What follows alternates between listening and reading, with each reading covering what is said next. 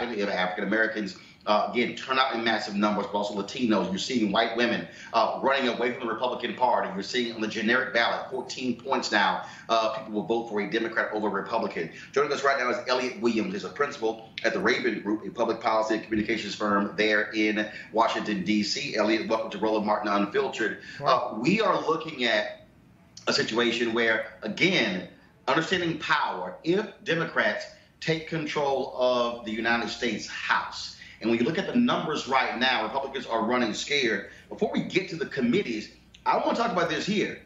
I know for a fact, because I've been talking to them, African Americans are going to make a play to become Speaker of the House.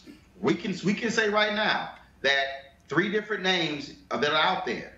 Congressman Jim Clyburn of South Carolina, Karen Bass, California. You heard Barbara Lee's name of California as well. Nancy Pelosi is going to have to deal with the fact, Elliott, that after this election, if things go the way they go now, the Congressional Black Caucus they already have the largest caucus on the Democratic side, but they may very well have anywhere from 52 to 56 black members of Congress. Right. That's a potent group of people. Right, and you also left out Hakeem Jeffries from New York. A number of people have talked about him potentially as, if not running for Speaker, one of the senior positions in House leadership there. Look, African Americans do represent a very strong portion of the Democratic caucus, and certainly could challenge the Speaker or any of the other leadership roles. I mean, and I think we're going to talk about, my firm put out a report on diversity in the next Congress and the effect that number one, that people of color and LGBT individuals and women represent a significant portion of the Democratic caucus and will, play a huge role in the next Congress if the Democrats are in fact to take power. And when we talk about that, you're going to have, of course, CDC members who will be chairing critical committees, education and workforce, financial services, Congresswoman Maxine Waters, Bobby Scott on education and workforce, Homeland Security, Benny Thompson of Mississippi, oversight and government reform, Elijah Cummings of Maryland. Of course, he can't wait to subpoena Trump and his people. And also science, space, and technology, Eddie Bernice Johnson. Again, that's where power is held, and they will have the ability to call the Trump administration, different departments before Congress, demanding answers to many of the issues that the Republicans refuse to address. Yeah, now that's a function of oversight. But when you think about putting diverse people, African Americans, in position of leadership, it's not just that they're going to go after President Trump. They are bringing a perspective to the leadership of Congress that simply isn't there right now. And if you look at something like the Health, Education, and Workforce Committee, it's not just about schools. It's about underserved communities. It's about African American communities and the kinds of attention to issues that would be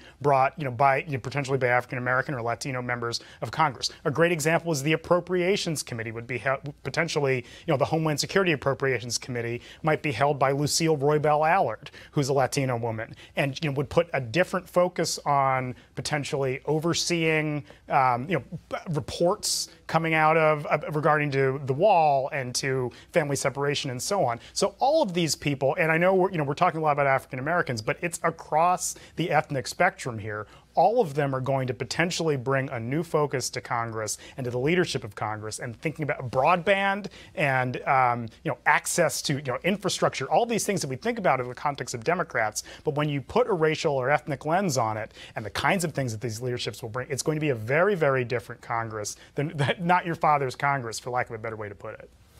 Last question for you, Elliott. Yeah. Again, we talk about how would you articulate this? Let's just say in 30 seconds. You're out here, you run up against somebody, and they're like, okay, you know what? I'm not really interested in voting. It's not going to make any difference. What do you say to them in 30 seconds?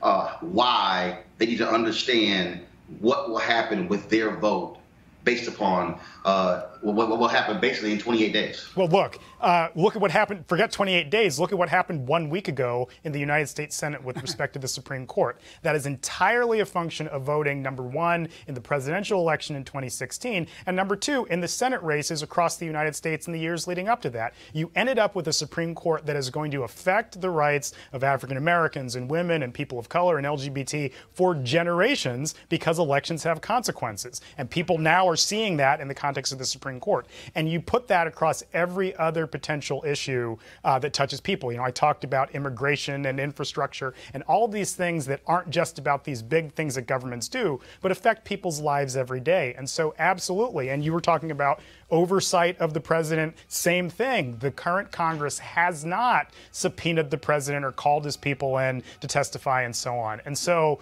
every possible issue that affects people, viewers of this show or just across America generally, it will be vastly different. And so the idea that your vote doesn't matter, it's, people need to get that out of their heads now, because and again, there's nothing clearer than it just happened on a national scale a week ago. Nothing clearer than the Supreme Court. Elliott Williams, first of all, that wasn't 30 seconds, but I'll go ahead and let you off the hook on that. I got a lot to say. I got feelings. I got thoughts. Yeah, I got you. Right, you in your feelings. All right. Elliott Williams, Raben Group. I appreciate it, man. Thanks a lot. Thank you, sir.